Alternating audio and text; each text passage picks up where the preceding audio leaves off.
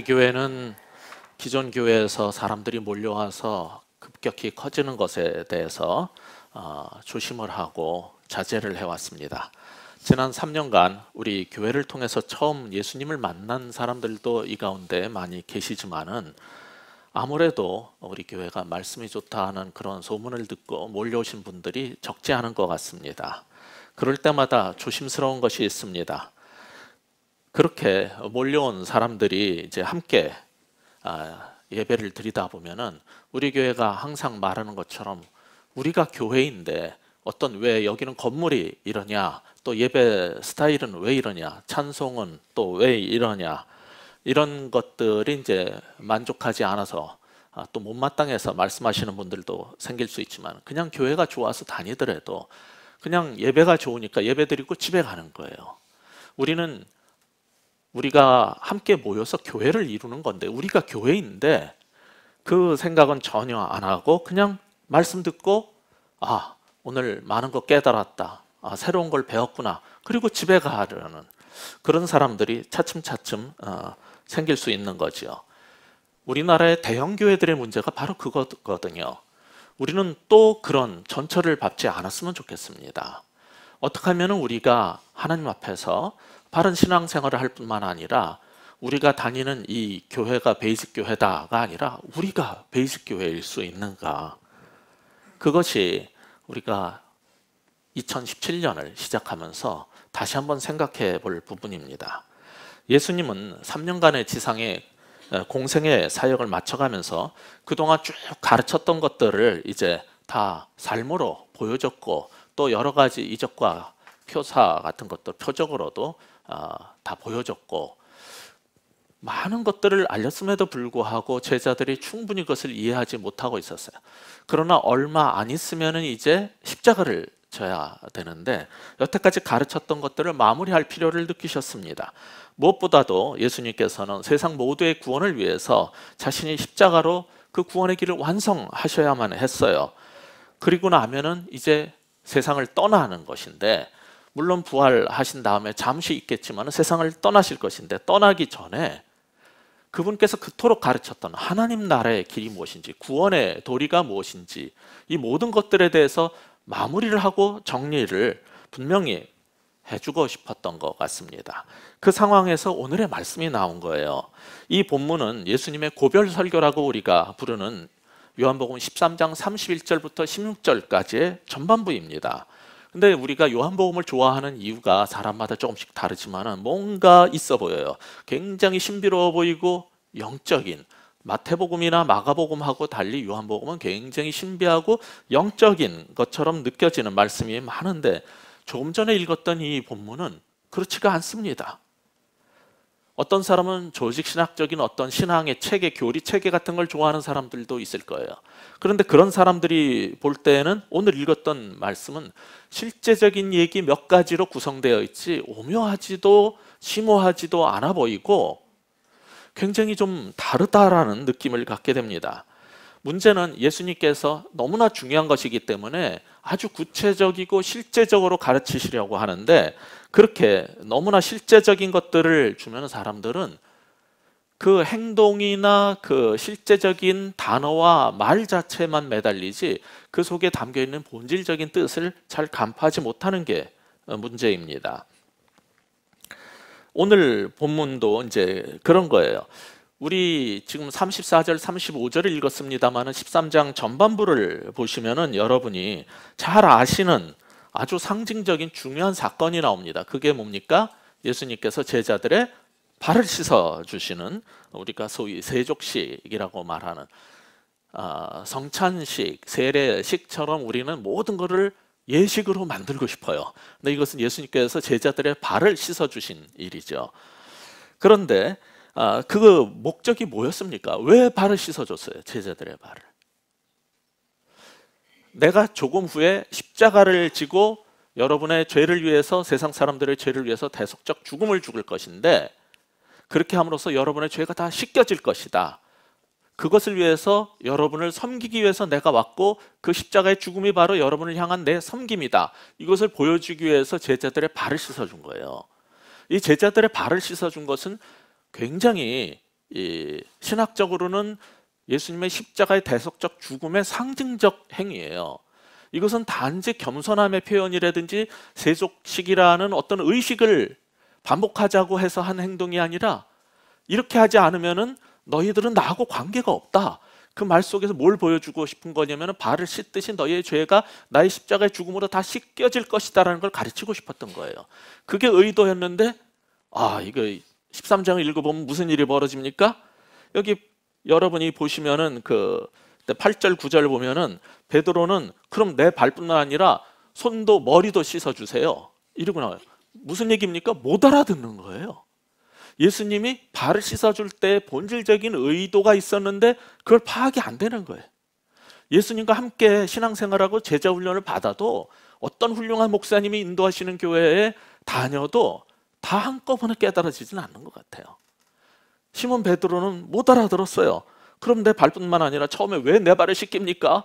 이러면 안 되죠. 이건 하인이나 하는 일인데 뭐 이러고 나왔다가 이거 안 하면 나랑 아무 상관이 없어지는 거야. 그러니까 손도 머리까지 다 감겨달랄 판이에요. 이거는 전혀 못 알아듣습니다. 근데 이런 반응을 보면서 우리가 웃을 수 없는 게, 14절에서 내가 너희의 발을 씻어주었듯이 너희도 서로 발을 씻어주라고 하신 이 말씀의 본뜻을 우리도 여전히 이해하지 못하고, 이것은 겸손의 삶의 상징 또는 세족식이라는 하나의 의식으로 이렇게 조그맣게 축소시켜서 환원시켜버리는 거예요. 그렇게 행하면은 우리는 이걸 다 알아들은 것 같아요. 예수님께서 의도하셨던 것을 마치 다 알아들은 것 같아요. 그런 의식을 하나 행하면. 그러니까 우리도 뭐 시몬 베드로하고 2000년이 지났지만은 사실 한국 교회도 크게 다르지 않습니다. 예수님께서 왜 일을 하셨는지 본질적인 거는 안 들어오고 그 단어와 행동 자체만 관심이 가는 거예요, 우리는. 이렇게 우리의 죄를 씻어 주실 예수님의 십자가의 죽음을 상징하는 이런 행동과, 그 다음에 빵을 쪼개서 뜯어서 나눠주고 포도주를 부어서 나눠주면서 같이 먹는 이러한 마지막 만찬이라는 그래픽한 섬김을 통해서 계속 예수님께서 하시고자 하는 것은, 십자가에서 내가 너희를 위해서 이렇게 몸이 찢기고 죽을 거야, 이것을 상징적으로 계속 그림으로 보여주는 거예요. 계속 가르치는 거예요. 그 다음에 나온 게 지금 34절입니다. 34절 다시 읽어보겠습니까? 다른 뉘앙스로 이게 좀 보였으면 좋겠어요. 같이 읽겠습니다. 새 계명을 너에게 주노니 서로 사랑하라. 내가 너희를 사랑한 것 같이 너희도 서로 사랑하라. 여기서 예수님은 우리들에게 새 계명을 주신다라고 그랬어요. 그 말은 옛 계명이 있다는 말입니다. 옛 계명은 단순히 구약의 율법이고 새 계명은 신약의 복음이다, 이렇게 생각할 수도 있겠지만은, 그렇게 성경을, 하나님의 일을 구약 시대 일과 신약 시대 일로 둘로 완전히 쪼개놓고 지나치게 대조시키는 것은 바람직하지가 않아요. 성경은 그렇게 말하고 있질 않아요, 사실은. 근데 우리가 그렇게 많이 들어왔을 거예요. 사실 이 말씀을 하면서 내가 너희한테 새 계명을 준다라고 하셨지만은 그거 그렇게 새 것도 아니에요. 쓰던 거 주셨어요, 사실. 왜 그렇습니까? 서로 사랑하라? 이거는요, 마음을 다하고 뜻을 다해 주 너의 하나님을 사랑하라. 신명기 6장 5절에서 옛날에 주셨던 말씀이에요. 새로 나온 게 아니에요. 이거 옛날 거 다시 꺼내 오신 거예요. 게다가 내 이웃을 내 몸같이 사랑하라는 이 사랑의 말씀조차도 사실은 레위기 19장 18절에 있는 말씀이에요. 이 모든 것들을 합쳐서 새 계명을 너희에게 주노니 너희는 서로 사랑하라 그런 거예요. 뭐가 새 거냐고요. 그러니까 이 요한복음 같이, 이 요한이 쓴 편지, 첫 번째 편지가 요한 1서라는 게 있죠. 요한 1서 2장 7절에 보면 이런 말씀이 나와요. 사랑하는 자들아, 내가 새 계명을 너희에게 쓰는 것이 아니라 너희가 처음부터 가진 옛 계명이니 이 옛 계명은 너희가 들은 바 말씀이거니와. 요한일서 2장 8절을 보면 계속 이어서 이렇게 말합니다. 다시 내가 너희에게 새 계명을 쓰노니 그에게와 너희에게도 참된 것이라. 이는 어둠이 지나가고 참빛이 벌써 비침이니라. 같은 요한이 지금 무슨 얘기를 하냐면은, 예수님께서 새 계명을 주신다 그랬는데 그걸 가지고 살았던 공동체에게 쓰는 편지예요. 거기서 뭐라 그러냐면, 내가 새 계명을 쓰는 게 아니라 그 전부터 너희가 갖고 있었던 옛 계명이다. 근데 이 옛 계명은 니네들이 옛날부터 들었던 얘기 아니냐. 토라 다 들었잖아요. 유대인들 이거 모르는 사람은 어디 있습니까? 다 알고 있었던 거예요. 근데 달라진 게 있다는 거예요. 똑같은 토라인데 이제 참빛이 우리한테 비치고 나서 이게 다르게 보이기 시작한다는 거예요. 새로운 의미로 다가온다는 거예요. 뭐 때문에? 어두움은 지나갔고 새 빛이신 예수님이 오셔서 이 세상이 새로 바뀌면서 그 예수님을 믿음으로써 옛날에 주셨던 그 토라 신명기의 그 말씀이 새 말씀으로 생명으로 다가오기 시작한 거예요. 예수님 믿는 사람이 그 일을 경험한 거예요. 옛날에 있었던 그 토라인데 그 토라가 새 계명으로 와닿기 시작한 거예요. 뭐 때문에? 예수님의 십자가의 죽음과 그리고 그분이 부활해서 승천해서 가시면서 성령을 부어주셔가지고 그 성령을 받고 거듭난 사람한테는 이 옛 계명이 이제 새 계명으로 새롭게 와닿기 시작한 거예요. 그런데 예수님께서 이렇게 새 계명이라고 하실 때 이 새롭다라는 말은 무엇 때문에 새로워지기 시작한 거라고 그런 거예요? 지금 설명 제가 드린 게 예수님께서 새 시대를 열었기 때문에 이전에 과거의 어둠의 시대는 가버렸고 예수님께서 오심으로 새 시대가 열렸기 때문에 똑같은 하나님 말씀은 변치 않아요. 구약의 그 말씀이나 신약의 말씀이나 다 똑같은 거예요. 그런데 그 토라의 하나님을 사랑하고 이웃을 사랑하라는 그 말씀이 예수님 때문에 우리에게는 새 언약의 말씀으로 와닿기 시작한 거예요. 새 시대가 열려버린 거예요. 그런데 그 새 계명의 핵심이 뭐예요? 사랑하라는 거예요. 이거 몰랐던 사람이 어디 있습니까? 세상 어떤 종교를 가도 다 사랑하라고 합니다. 기독교만 사랑하라고 그러지 않습니다. 모든 종교가 다 사랑하라고 그래요. 유대인들도 다 사랑하라는 거 다 알고 있었어요. 근데 못했어요. 그리고 그 말씀보다 더 중요한 게 많았어요. 안식일도 지켜야 돼, 제사도 드려야 돼, 뭐도 외워야 돼, 뭐 새벽 제단도 쌓아야 돼. 얼마나 할 게 많습니까? 제물도 드려야 돼, 11조도 바쳐야지. 얼마나 할 게 많습니까? 열심히 종교 생활 하다 보니까 잊어버린 게 있어요. 그토록 오랫동안 얘기하셨던 예수님은 하나님이시거든요. 구약에서 그 하나님이 사랑하라고 그랬어요. 그리고 신약에서 몸으로 오셔서 예수님이 또 사랑하라고 그랬어요. 그리고 가신 지 2000년이 지났어요. 근데 우리는 여전히 또 잊어버렸어요. 뭐 때문에 바쁩니까? 교회 와가지고 너무 할 일이 많아요. 뭐 얼마나 봉사할 것도 많고 안내도 해야 되고 저 같은 사람 말씀도 가르치고 전해야 되고 또 어떤 분들은 뭐 찬양 인도도 해야 되고 악보도 만들어야 되고 너무너무 봉사하고 할 일이 많아요. 그러다 보니까 우리가 잊어버린 게 있어요. 사랑하라. 이걸 잊어버린 거예요. 그런데 이 사랑하라는 말씀을 하시면서 이것이 새 계명이 되면서 새 시대가 열려버린 건데 그것은 사랑하라 그랬다고 우리가 다 할 수 있냐? 사실 힘들어요. 근데 이게 가능하기 때문에 사랑하라고 명령을 하신 거예요. 왜냐하면 예수님께서 사셨던 그 삶의 모본처럼 너희도 살면 된다는 거예요. 그럼 예수님이 어떤 삶의 모본을 보였습니까? 자기 자신을, 신인 자기 자신을 위해서 살지 않고 세상 사람들을 위해서 자기 목숨을 희생적으로 십자가에서 죽는, 희생을 치르는 모본을 보인 거예요. 그러니까 서로 사랑하라는 말이 뭐겠습니까? 난 네가 좋아가 아니에요. 인간은 사람들을 사랑할 때 세상에 여러 종류의 사람이 있는데 얘는 마음에 들고 얘는 마음에 안 들어요. 그러면 내가 사랑한다는 건 뭐예요? 내 마음에 드는 거, 내가 좋아하는 거. 아니 성경이 말하는 아가페적인 love, 그 사랑하고 like, 내가 뭘 좋아한다는 거하고 구분을 못해요. 지금은 사랑해요 다 쉽게 말해요. 사랑해요. 제가 가르치는 백석대학교의 그 인사 구호가 사랑합니다예요. 난 이게 처음에 너무 싫었어요. 왜? 나 저 사람 알지도 못하는데 뭘 맨날 사랑한다 그래. 난 그 사람은 밥 먹은 적도 없고 얘기한 적도 없어요. 근데 맨날 보면 사랑한다고 그래. 솔직히 난 거짓말하기 싫었거든요. 난 그 말이 싫었어요. 그 말 하기 전에 난 그 사람과 알고 싶고 밥 먹고 얘기하고 싶지, 알지도 못하는 사람 사랑해요 이러고 집에 가고 싶지 않아요. 그건 위선이라고 생각을 했어요. 지나치죠 어떻게 보면은. 그럴 만큼 나는 진짜 사랑이 뭔지에 대해서 목말랐고 그 사랑을 하고 싶고 그런 사랑을 받고 싶은 거예요. 모든 우리 인간은 그걸 원하는 거예요. 진실한 사랑을 받고 싶어요. 그리고 정말로 사랑해보고 싶어요. 그게 안 되니까 하나님께 사랑을 받고 싶고 사랑하고 싶은데 안 되니까 이 여자 저 여자 사랑하고 싶고 이 남자 저 남자한테 사랑받고 싶은 거 아니에요? 그게 너무 목마르고 힘드니까. 그게 안 되니까. 그게 안 채워지니까. 근데 어떤 여자, 어떤 남자가 좋습니까? 직장에서도 어떤 사람을 뽑습니까? 내 마음에 드는 사람 아닙니까? 정말 그 자리에 딱 맞는 사람 안 뽑아요. 내 마음에 들어야 뽑아요. 그리고선 그 사람을 난 사랑한다라고 생각할 거예요. 이게 예수님께서 너희는 서로 사랑하라 했는데 도대체 사랑이 뭔지를 알아야지 하죠.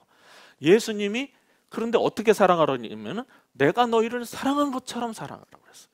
근데 예수님 우리를 어떻게 사랑했는지도 몰라. 예수님께서 먹을 거 없을 때, 배고플 때 오병이어의 기적을 일으켜서 맛있는 거를 많이 먹게 해주니까 예수님 사랑해요? 아파 죽겠는데 병 낫게 해주니까 예수님 사랑해요? 그러면은 병 못 낫게 해주는 목사님하고 먹을 거 안 주는 목사님은 미워해요. 내 마음에 드는 설교하고 나를 배불리 해주는 목사님만 사랑해요. 그게 우리 수준 아닙니까? 솔직히 교회 다니면서 신앙생활하는 게 그 수준을 얼마나 벗어나고 있습니까? 정말 진실한 말씀을 찾아서 방황하다 여기까지 오신 분들도 있겠지만은 그냥 그 스타일이 마음에 안 들어서 싫은 사람도 있어서 여기 오신 분도 있을 거예요. 정말 진리의 말씀을 찾아오신 분도 있지만은 그냥 그 교회 예배 스타일이 싫고 목사님 설교 스타일이 싫어서 오신 분도 솔직히 있을 거예요. 그게 우리 수준 아닙니까? 내가 너희를 사랑한 것처럼 사랑하라고 그랬는데 어떻게 사랑하는지를 알아야지 사랑을 하죠. 예수님처럼 십자가에서 이타적인 희생적인 십자가의 그 죽음까지 그게 예수님이 보여주신 사랑이고 그걸 하라는 게 사랑하라는 거예요. 근데 그게 어려워요. 분명한 것은 내가 너희를 사랑한 것 같이라는 전제가 붙어 있다는 거예요. 이거를 이해하지 못하면 우리는 그런 사랑을 할 수 없어요. 근데 이 34절이 사실은 두 개의 목적절로 구성되어 있어요. 내가 새 계명을 너희에게 준다. 근데 왜 줘? 서로 사랑하게 하려고. 사실 그 사이에 히나라는 헬라어, 영어로 소던 메이 같은 목적, 이렇게 하게 하려 함이라라는 게 들어있어요. 내가 너희에게 새 계명을 준다. 왜? 서로 사랑하게 하려고. 내가 너희를 사랑한다. 왜? 너희도 서로 사랑하게 하려고. 이렇게 구성되어 있는 거예요. 34절이. 두 개의 목적이 분명히 나타나 있단 말이에요. 그러니까 새 계명을 주신 것은 구원론이나 새로운 교리를 가르치려고 그런 게 아니에요. 우리는 신앙생활 잘하고 성숙해가는 거를 구원론을 깨닫고 교리를 깨닫고 하나님 말씀을 잘 뭔가 구원의 도를 깨닫는 게 성숙이고 구원이라고 생각할지 모르겠는데 아니에요. 새 계명은 뭐냐면 그냥 삶이에요. 어떻게 사느냐는 실제적인 얘기지 이건 구원의 교리가 아니에요. 그렇다면 오늘 본문을 통해서 2017년 새해를 맞는 우리는 무엇을 배워야 되겠습니까? 굉장히 중요한 게 있어요. 기독교 신앙의 본질은 사랑이라는 걸 발견하는 새해가 됐으면 좋겠어요. 그게 축복이에요. 우리가 새해 되면 축복 성회를 많이 하게 되는데 여러분이 성경을 계속 읽고 또 읽고 설교를 그렇게 듣고 교회를 오래 다니는데 이거를 찾지 못한다면 여러분은 불쌍해지는 거예요. 기독교 신앙은 그 본질이 사랑이라는 것을 깨닫는 그 축복이 있는 새해가 되길 바랍니다. 특히 이 요한복음이나 요한일서는 계속 뭘 가르치는 책이냐면은 어떤 깨달음, 교리, 신비적인 새로운 인식을 추구하는 영지주의자들이 이단적이고 잘못됐다라고 정죄를 하면서 기독교는 행동으로 증명되는 사랑의 삶이다라는 걸 강조하는 책이에요. 근데도 요한복음, 요한일서, 2서, 3서 다 읽고서도 이거를 모른다. 성경 통독을 몇 번 했는데도 이게 빨리 와닿지 않는다. 그러면은 여러분은 계속 그 자리에 머물 수 있어요. 인식을 이제 바꾸셔야 돼요.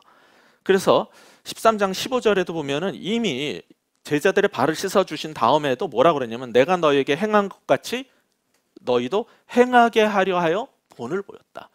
이거는 그냥 발 씻어 주신 예수님의 겸손, 난 겸손하고 온유한 자다라는 거 보여주려고 한 게 아니에요. 너희도 그렇게 살으라는 거예요.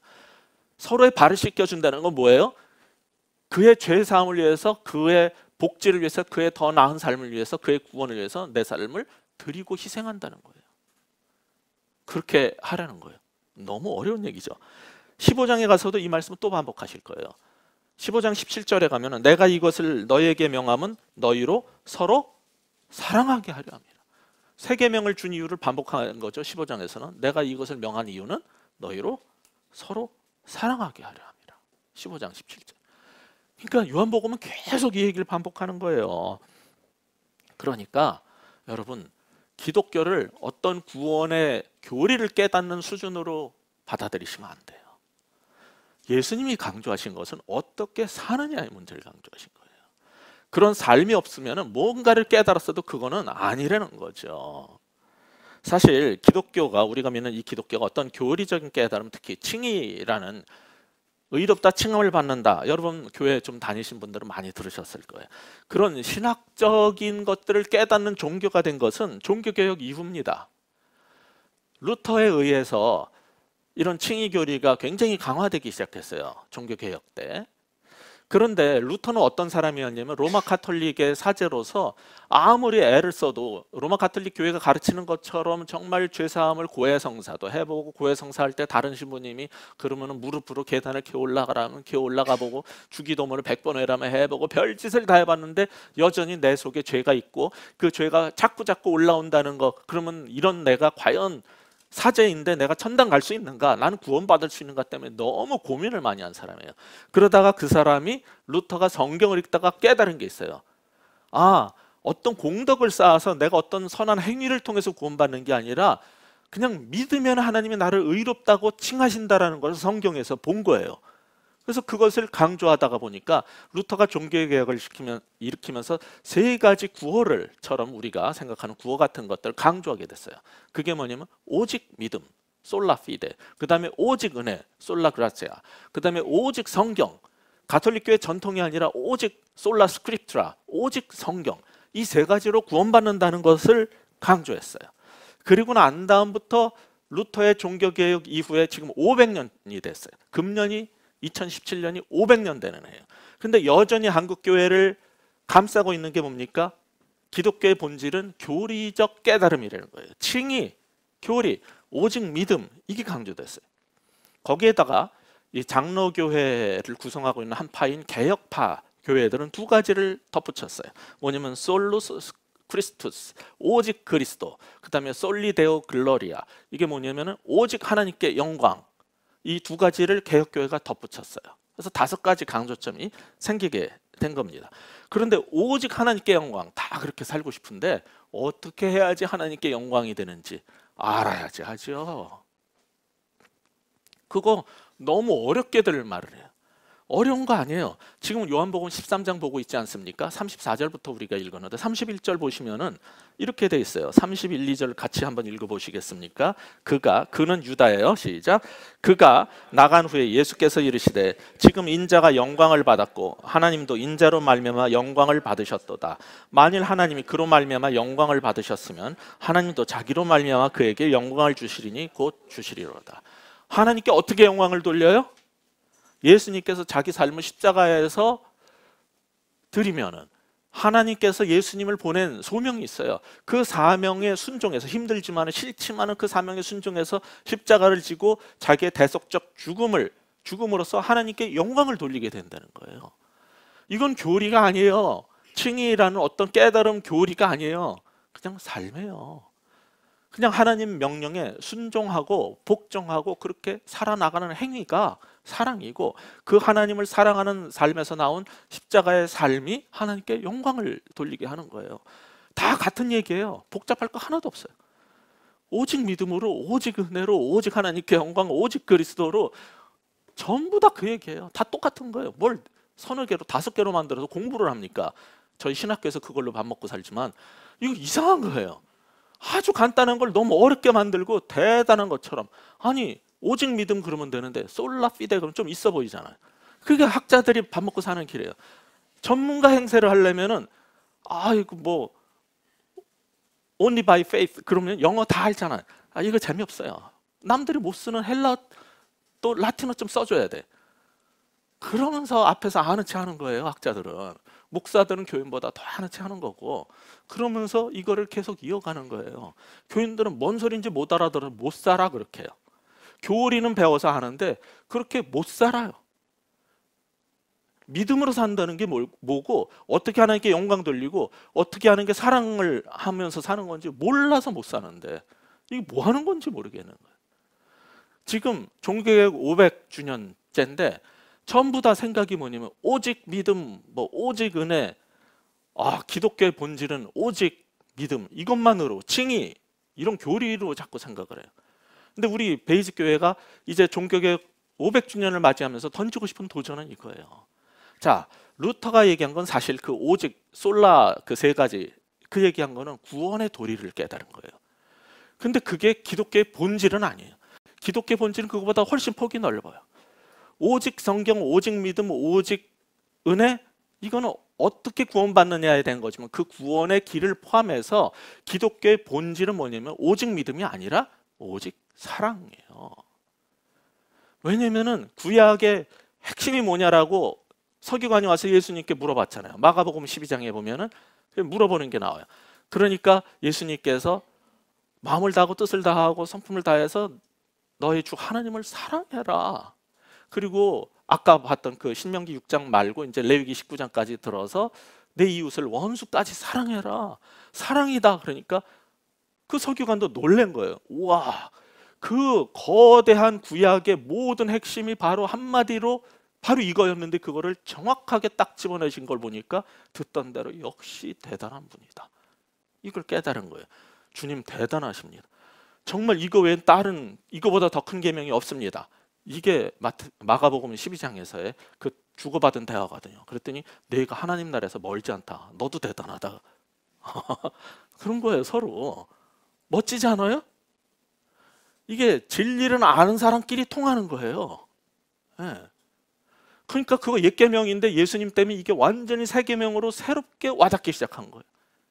그렇게 오랫동안 신앙생활했던 그 하나님 믿는 종교의 본질이, 기독교의 본질이 뭐였다고요? 하나님을 사랑하고 사람을 사랑하는 거였어요. 그거를 정교하게 수백 가지의 교리로 만들어 놓은 게 아니라 핵심을 그냥 딱 들춰낸 거예요. 이게 기독교의 본질이에요. 우리 믿음의 본질이 뭡니까? 오직 사랑하려는 거예요. 그런데 그걸 잊고 자꾸 교리화시키면서 우리는 살아왔던 거죠. 너무 어렵게 복잡하게 살은 거예요. 예수님이 모든 구약에서 하나님께서 하신 말씀이거든요. 신약만 우리한테 중요한 게 아니에요. 구약도 중요해요. 근데 그 구약의 모든 핵심이 사랑이다. 그래서 예수님이 새 계명을 주노니 너희는 서로 사랑하라. 신약에서도 사랑 얘기했어요. 그러면은 사도 바울이 바울 서신에서 계속 여러 가지 많은 걸 가르쳤는데 우리는 로마서에서 의롭다 칭함을 받는다. 칭의밖에 안 보여요. 루터의 눈으로만 보니까 맨날. 근데 왜 이런 게 안 보이는지 모르겠는데 여러분 고린도전서 13장 13절에 가면은 믿음, 소망, 사랑은 항상 있을 것인데 그 중에 제일이 뭐라고요? 그럼 믿음이 오직 믿음이 중요해요? 오직 사랑이 중요해요? 사랑이 더 센 거 아니에요? 믿음, 소망, 사랑이 계속 있어야 되는데 그 중에 제일이 뭐라고요? 사랑이라고 그랬잖아요. 근데 왜 의롭다 칭함이 더 중요해? 이거 이상한 거 아닙니까? 우리가 너무 교리화된 거예요. 그래서 로마서 13장 8절에서 바울이 남을 사랑하는 자는 율법을 다 이루었다 그랬어요. 구약이 율법을 다 이루는 길이 뭐라고요? 사랑하는 거. 예수님은 그걸 뭐라 그랬어요? 새 계명을 주노니 서로 사랑하라. 이렇게 단순한 거예요. 여러분 교리 공부하러 돌아다니실 필요 없어요. 신천지 쫓아다니지 마세요. 뭔 교리 공부를 하겠다 그렇게 많이 쫓아다녀요. 끝났어요. 예수님이 그랬잖아요. 율법사 서기관이랑 대화 속에서 이거 너무 길고 힘드네요. 한마디로 뭡니까? 하나님 사랑하고 사람들 사랑해. 와, 그거군요. 예수님이 나중에 제자들한테 떠나시기 전에 여태까지 하나님 나라에 대해서 가르친 거 한마디로 정리할게. 새 계명을 줄게. 새 계명 뭡니까? 사랑해라. 끝났어요. 근데 이걸 어떻게 살아내느냐 때문에 우리가 성경을 읽고 공부를 하는 거는 의미가 있지만은 뭐가 더 있는 것처럼 말을 하고 뭔가를 더 찾아내려고 하는 거는 어리석은 겁니다. 아니, 사랑하라는 거 빼고 뭐 더 중요한 게 있어요? 예수님도 구약도 사도 바울도 죄다 그 얘기했는데. 그러니까 오직 믿음보다 지금 종교개혁 이후 500년을 맞는 이 한국교회나 세계교회가 지금 되찾아야 될 게 있어요. 뭡니까? 토라가 옛 계명으로 보였던 게 예수님 때문에 새 계명으로 와닿듯이 지금 성경이 가르치는, 예수님이 가르치는 수많은 가르침 중에서 핵심 뭘 되찾아와야 돼요? 믿음만 강조하면 안 된다는 거예요. 뭐? 사랑으로. 예. 이게 본질이라는 거예요. 내가 너희를 사랑한 것 같이 너희도 서로 사랑해라. 근데 사랑하고 싶은데 솔직히 잘 안 돼요. 왜 안 되냐? 이 전제가 이루어지지 않아서 그래요. 내가 너희를 사랑한 것 같이 너희도 서로 사랑하라 그러는데 예수님의 사랑을 받아봤어야지 알지. 어떤 사람은 교회를 다녔지 예수님의 사랑을 깊이 받아본 적이 없어요. 그 사람들은 사람들을 사랑하고 싶은데 사랑하기 힘들어요. 그때는 내가 기준이 돼서 내 마음에 안 들기 때문에 사랑 못해요. 근데 하나님의 사랑을 받아본 사람들은 그 하나님의 사랑으로 그들을 사랑할 수 있어요. 복음성가도 그런 거 있잖아요. 주의 사랑으로 사랑합니다. 그 주님의 사랑을 경험해 보지 못한 사람이 어떻게 다른 사람을 사랑합니까? 그런데 하나님의 사랑을 우리는 잘 몰라서, 나를 사랑하는데, 어떤 사람이 날 사랑하는데 그가 날 사랑하는지를 몰라서 사랑받지 못하는 사람도 있어요. 요한 1서 우리가 아까 얘기를 했었는데 4장 19절에 보면은 우리가 사랑함은 내가 하나님을 사랑하는 것 같아요. 근데 우리가 사랑하면 뭐라고요? 그가 먼저 우리를 사랑하였습니다. 하나님께서 내가 먼저 손 내밀기 전에 그분이 나 외롭고 힘들고 고통스러울 때 찾아오셔서 먼저 손 내밀어 주셨고, 내가 혼자 아무도 나를 찾지 않고 나를 위로해 주지 않을 때 그분이 먼저 나를 찾아오셔서 사랑한다라고 말해 주신, 내가 하나님을 사랑한 것 같이 생각하고 교회를 다니는 것 같은데 그게 아니라 하나님이 나를 먼저 사랑했다는 걸 깨달은 사람, 그 사랑을 발견한 사람들은 그 사랑의 깊이가 어떤 건지를 한 폭 더 들어가는 거죠. 이런 식으로 하나님이 나를 어떻게 사랑했는가를 알아야 돼요. 예수님은 우리 가운데 오셔서 그걸 보여주셨어요. 행하셨어요. 굶주린 자, 배고픈 자, 아픈 자들에게 그 사랑을 보여주셨고, 그리고 제자들이 그렇게 보여줬어요. 그러니까 초기 교회 문서를 보면은 저 기독교라는 거 굉장히 이상하다. 흑사병이 돌아서 다 자기 자식들도 내다 버리는데 저 예수쟁이라는 사람들은, 아니 형제 자매도 남들은 다 갖다 버리는데 알지도 못한 사람 데려다가 앉혀놓고서는 씻어주고 먹이고 사랑한다라고 껴안고 그런다. 전 진짜 세상이 보여주는 사랑이랑 너무 다르다. 이걸 통해서 사람들이 감동을 받고 변화된 거예요. 지금 35절이 뭡니까? 너희가 서로 사랑하면 이로써 너희가 내 제자인 줄 알리라. 세상 사람들은요, 영이신 하나님 볼 수 없어요. 신비로운 영적 지식 가르쳐봐야 못 알아듣습니다. 하나님을 그들이 보고 깨달을 수 있는 길이 뭐라고요? 우리가 서로 사랑하면 우리의 사랑을 통해서 하나님을 본다는 거예요. 그게 35절 말씀이잖아요. 근데 한국교회가 그렇게 전도하려고 그러는데 왜 안 됩니까? 지금 이번에 통계에서 처음으로 기독교가 또 1위, 한국 종교의 1위가 됐어요. 좋아하실 거 하나도 없어요. 그 신천지 막 이런 거, 이단들 하나님의 교회 때문에 그런 거예요. 우리 정통교회는 다 들어갔고 내려갔는데 이단들이 열심히 전도해서 그래요. 그 늘어서 그런 거고. 딴 데는 불교고 지금 다 종교가 너무 안 돼요. 근데 이게 그래가지고 1위가 탈환이 된 거거든요. 좋아할 거 하나도 없어요. 기독교 망해가고 있어요. 다 같이, 다른 종교랑 같이. 이단만 잘 돼가고 있어요. 근데 전도를 왜 못해요? 자꾸 교리를 가르치려고 그러니까. 예수님 뭐라 그랬냐면은 너희가 서로 사랑하면은 그들이 너희가 내 제자라는 거 알게 된다. 그게 전도의 길인데 자꾸 교리화시키는 거예요. 칭의 따지고, 교리 가르치고. 그러니까 여러분이 지금 2017년을 시작하면서 아까 말씀드린 것처럼 기독교의 본질은 사랑이라는 것을 깨닫는 축복을 받기 바라요. 두 번째는 뭐냐면은 하나님의 사랑을 깊이 경험하는 한 해가 되기를 축복합니다. 딴 거 바랄 게 아니라 하나님이 나를 얼마나 사랑했고 어떻게 사랑하셨는가를 경험하는 한 해가 된다면 그거보다 더 큰 축복이 없어요. 그때 우리도 바로 세워지는 거고, 그거는 공부를 통해서 교리를 배운다고 되는 게 아니에요. 그럴 때 하나님의 사랑을 깊이 경험하면 사람이 변화돼요. 그럴 때 전도는 자동으로 일어나는 거예요. 그게 축복이죠. 근데 34절에 보시면 예수님은 내가 너희를 사랑한 것 같이 너희는 나를 사랑해라 그러지 않았어요? 뭐라 그랬어요? 내가 너희를 사랑한 것 같이 너희들은 서로 사랑하라고 그랬어요. 곧 잠시 후면 십자가 지고 돌아가시고 떠나실 주님이 하시는 마지막 설교 말씀이 고별 설교에서 너희들이 정말 날 사랑한다면 내가 부탁이 있는데 너네들끼리 사랑하면서 살아. 이게 마지막 유언이었어요.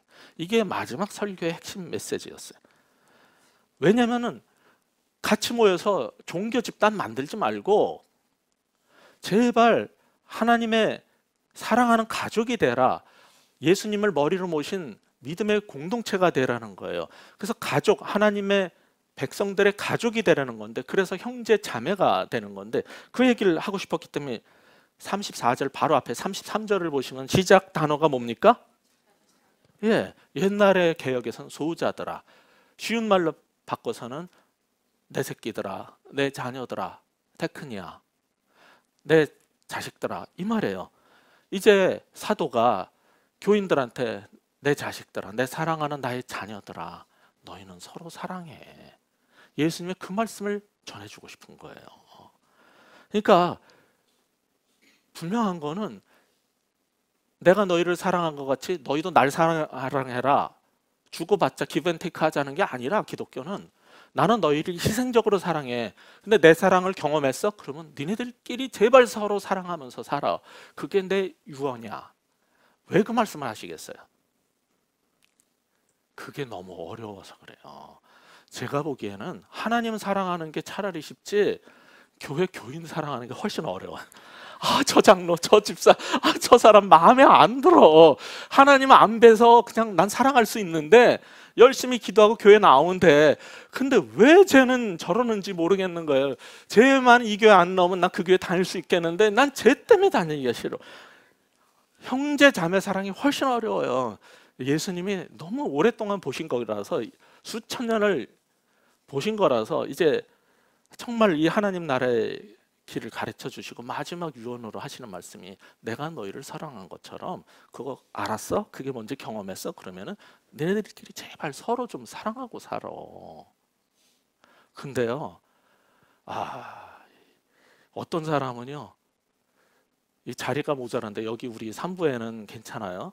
근데 꼭 우리 3부 성도들은 훌륭하기 때문에 괜찮은데 그 사람 많이 모이는 2부에 나오시는 분들이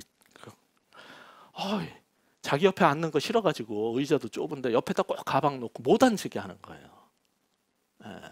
막 이렇게 끼웃끼웃하고 봐도 안 치워요. 그러면서 형제 자매를 사랑한대. 웃기고 있네. 뭔 사랑이 그래요?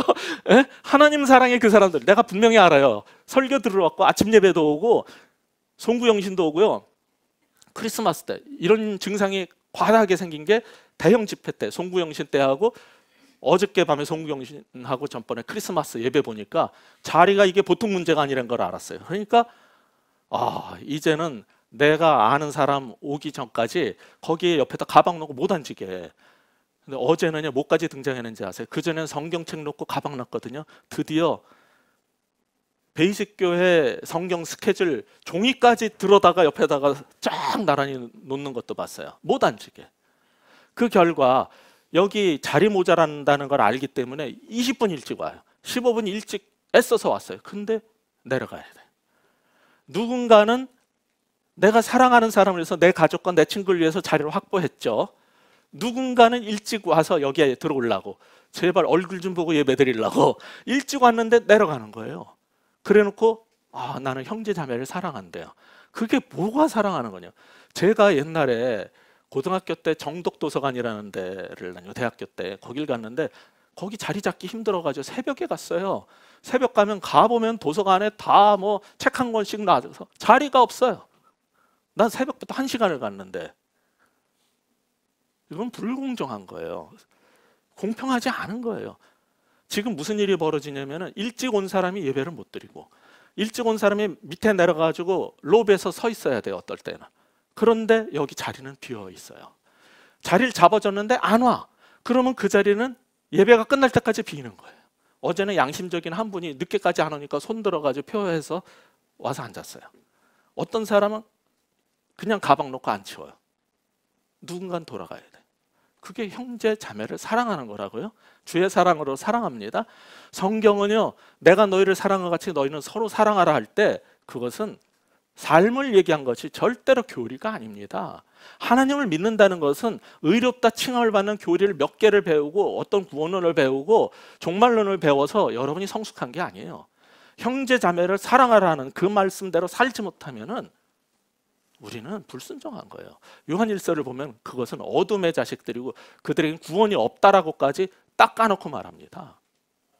한국 교회는요, 성경대로 여러분 집에 가서 요한일서 다시 읽어보세요. 성경대로 말하자면 한국 교회는요, 종교화는 시켜놨는데 열심 당원 하나님 사랑한답시고 하는 사람들은 만들어놨는데 형제 사랑을 못해서 요한일서의 말씀에 의하면 그들은 구원받지 못한 사람일 수 있다는 거예요. 정말 하나님을 사랑한다면 그렇게 살 수 없다는 거예요. 내가 너희를 사랑한 것 같이 너희도 서로 사랑하라고 그랬는데 어떻게 하는 게 서로 사랑인지 모르니까 그런 사람들한테 어떻게 너희가 서로 사랑하면은 이로써 너희가 내 제자인 줄 알리라는 그 말씀이 이루어지겠습니까? 말도 안 되는 말씀이지. 우리가 기독교 종교화돼 가지고 종교 활동을 하는 걸 보고 사람들이 예수 믿기 싫대잖아요. 교회 나오기 싫대잖아요. 한국 기독교인들 보고.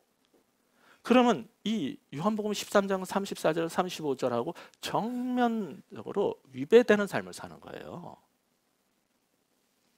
왜 우리 보고 교회 나오기 싫다고 그럽니까? 이거는 나는 주야도 하고 방언을 하고 11조도 하고 헌금도 하고 새벽기도 한 번도 안 빠졌다? 웃기는 소리 하지 말라는 거예요.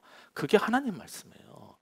서로 형제 자매를 사랑하지 못하는데 무슨 하나님을 사랑하고 네가 하나님을 안다고 말하느냐가 바로 구체적인 그 문제에 봉착한 요한일서 공동체의 얘기예요. 그거를 읽어보시라는 거죠.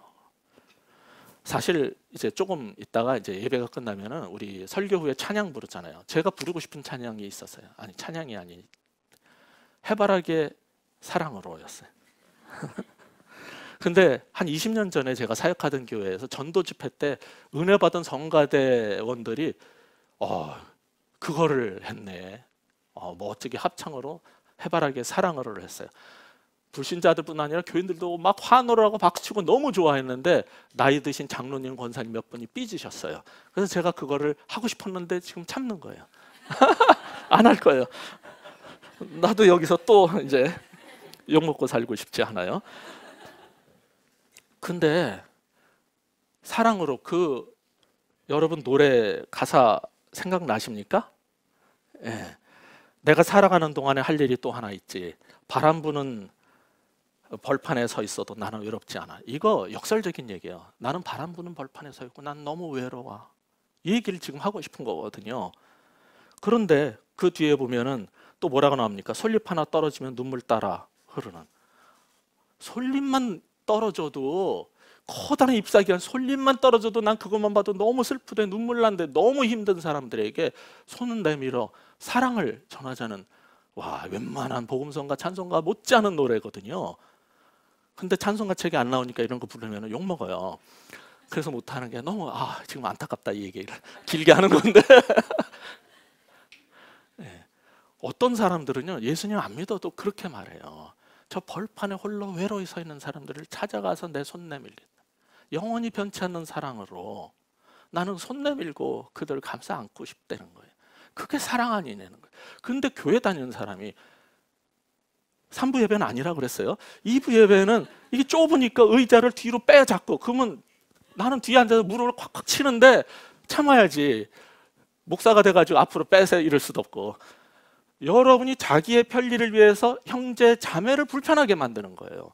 그리고 나는 하나님을 사랑한다는 거예요. 형제 자매를 사랑하고 나는 베이직 교회래. 나는 그리스도의 공동체래. 그걸 여기에 의하면 웃기는 거죠. 그건 형제 자매를 사랑하는 게 아니에요.